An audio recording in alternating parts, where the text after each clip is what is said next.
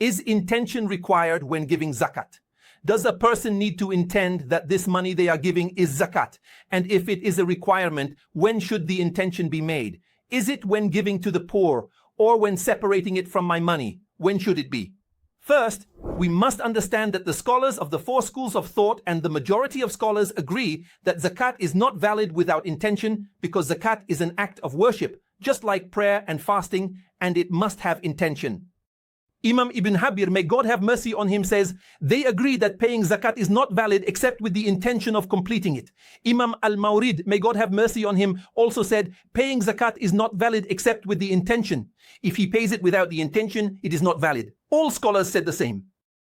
They provided evidence for this with the hadith of the Prophet, may God bless him and grant him peace. Actions are only by intentions, and each person will have only what he intended. They said that paying zakat is an act, so it must have an intention. They said that because zakat is an act of worship that can be divided into obligations, and as for voluntary prayer, it requires intention, like prayer. We have an obligatory prayer and a sunnah prayer. So when you give permission, you must intend the sunnah intention and the obligatory intention. Likewise, there is zakat in it, meaning when you give money, this money could be for zakat and it could be for charity. So when you give permission, there must be intention. Okay, we said that intention is a condition. So if we say that intention is a condition, when is the intention? I mean, when does a person intend? Scholars have detailed this matter. What I see is that it is permissible to present the intention before distributing the zakat, and it is sufficient. For example, a person now intends that this money is zakat. That is complete. If I intended it, and when it came to the poor, in this case, I did not intend when I came to give it to the poor that it is zakat, then it is completely sufficient. Why did he tell you about fasting, for example? Because it is assumed that the intention in fasting is compared to the dawn call to prayer, but if one intends before dawn, for example, by a little bit, this is completely sufficient. So they said that the obligation of intention, for comparison, if the poor person intends to give zakat, there could be hardship for him. He could forget, he could move. So then there is hardship for the person. So if he initially intends that this money is zakat, and then when the poor person is one day or the next day or something, then he does not intend zakat, then you count it. Why? They said that the purpose is to meet the needs of the poor, and the intention of the principal is sufficient when giving to the agent. For example, if I appoint someone and say, take this money and give it as zakat, I have made the intention. I might say, here is 10,000, this is zakat, distribute it among the poor. Even if they distribute it among the poor without specifically intending it as zakat, my intention is enough. The agent's intention is not required when giving to the needy. And if someone appoints an agent and delegates the intention to them, that is permissible. For example, if I give someone 10,000 and say, you intend this as zakat on my behalf, that is allowed. However, it is better for the agent to also intend when giving to the deserving. So I intend for them, and at the same time, they should also intend when giving to the poor. The agent's intention alone is not sufficient. For instance, if I give money to someone and say, this is zakat, but I didn't intend it myself, it is not valid. The most important thing is that I intend, even if he doesn't intend, there's no problem. Why? Because the obligation is on him and the fulfillment is valid for him.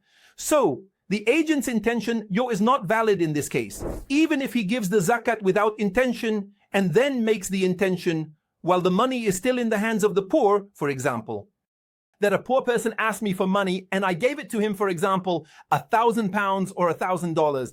And I gave it to him. After I gave it to him, he kept it. I did not intend it.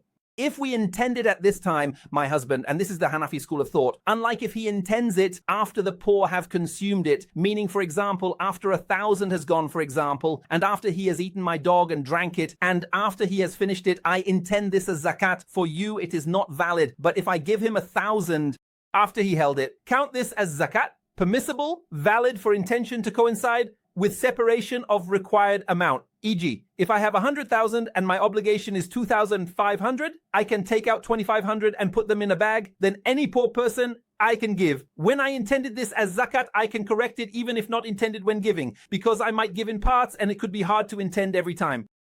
First, when giving permission to correct the zakat, even if I did not intend to pay it to the poor, why? Because I might pay it in installments and then it will be difficult for me to pay it to the poor every time. This is the opinion of the Hanafis and Malikis, and it is also the requirement of the Shafi'i and Hanbali schools of thought. Here also there is a very important issue. Does the poor person have to know that I am paying him this money as zakat? Or if I gave it to him, for example, and told him that it is a loan or a gift from me, would this count or not? The scholars said that it is not a condition that the poor person know that what I am paying him is zakat. So if I gave him money and I told him, by God, this is a gift from me, or this is a present, or this is a loan from me, with permission, is it permissible? Because what matters is the intention of the giver, not the knowledge of the recipient. This is what the Hanafi jurists have stated. That is what matters is my intention. As for him taking it, I tell him, for example, it is a gift, or I tell him that he took it as a loan. What is most important? What is my intention? Zakat. Okay, so it is zakat. Also, here is a very important question. If a person pays zakat on behalf of someone else, is it okay? The correct answer is that if a person pays zakat on behalf of someone else, pay zakat on my behalf from your money. If he pays it and I have given him permission, is zakat not due on me? But if he knows, for example, that I do not pay zakat and he will pay it on my behalf without my intention and without my permission, then with God's permission, zakat is dropped from me. And this is the opinion of most jurists, meaning that the one who is obligated to pay zakat must have the intention.